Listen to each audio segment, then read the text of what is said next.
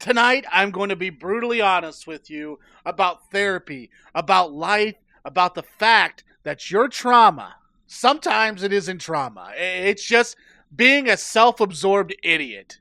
Because if therapists were honest, therapy would be cheaper. Clients would be less annoying and probably have more money in my bank account than your favorite manifestation guru. So buckle up.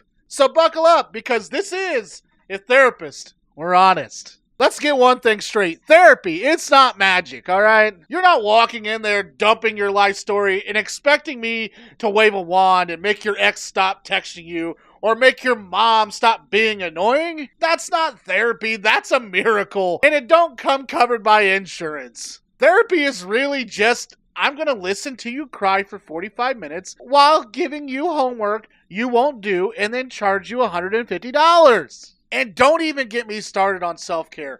People think a candle and journaling are therapy. No, that's called expensive procrastination. The next thing is you lie in therapy. Don't pretend you don't either. We all do. Oh, I didn't drink this week. Really? The smell of vodka is clinging to your shirt. Your voice is slurring that Google search history. We know. Or the classic, I journal every day. Sure you do, Susan. That's why the last entry says January 2nd of 2018. Therapists know when you lie, and sometimes they just let you because it's fun to watch you pretend your life is organized. And we need to talk about trauma. Not everything is trauma. Just because someone cut you off in traffic doesn't mean you need EMDR. Just because your boss yelled at you doesn't mean your parents hated you. The clients come in, I have abandonment issues because my ex didn't text back for 12 hours. No, that's anxiety. That's impatience. That's being human in 2025.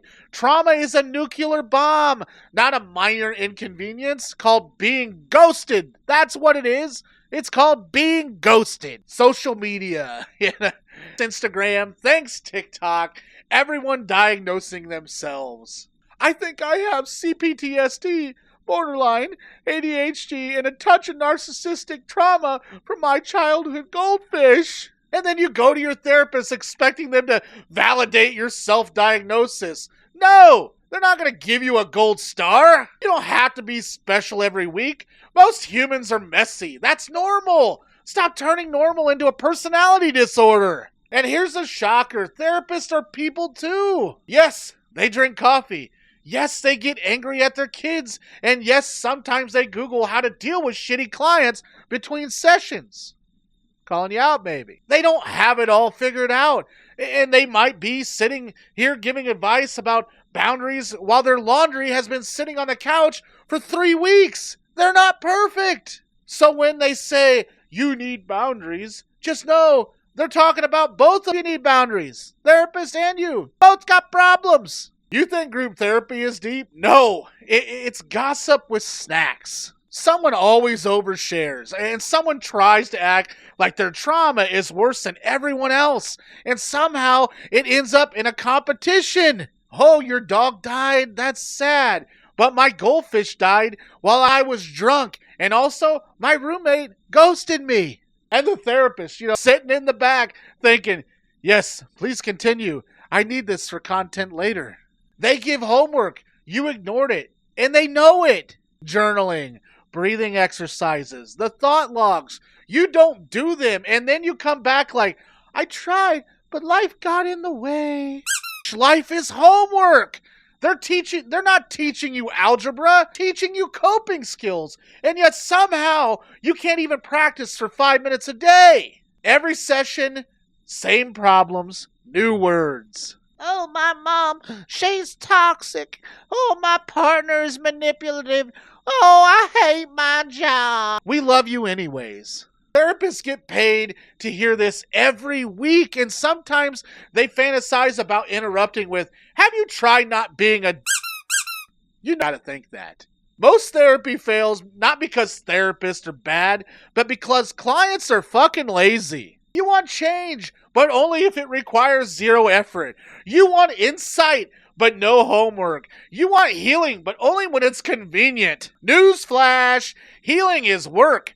And its emotional growth is exercise. And just like going to the gym, half of you quit after the first week and wonder why you're still depressed. Let's talk money. Therapy is expensive. $100, $150 per session. And yes, that's a lot. But think about it. You're paying them to listen to you cry, unpack trauma, and sometimes scream, don't get what you want. And yet, because you're broke, because you spend $15 a day on Starbucks and $200 a month on subscription boxes and $70 on candles that smell like failure. Therapy is the only place you pay someone to make you feel better about the mistakes you literally could have avoided if you weren't so stupid. I'm sure some of the clients come in and guilt trip themselves and everyone else. I feel bad for existing. I feel bad for my partner.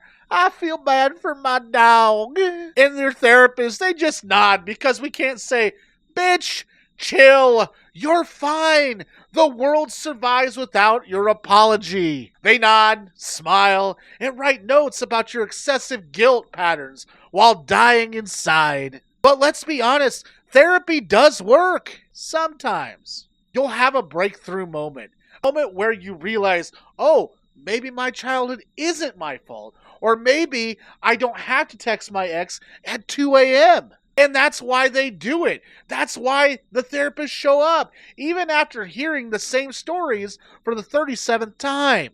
Therapists, they live for those moments. They're like emotional fireworks. And when they happen, it's beautiful and rewarding. Here's what would happen if therapists were fully honest, okay? You don't need another crystal healing session. You need to pay your rent. Your partner isn't toxic. You're just a doormat. Your coping skills, they suck. Try better ones. Stop using therapy to complain on Instagram. Honesty will be brutal, but also freeing. So if the therapists were being honest, therapy is hard and sometimes useless, often expensive, and it requires more effort than you're willing to put in.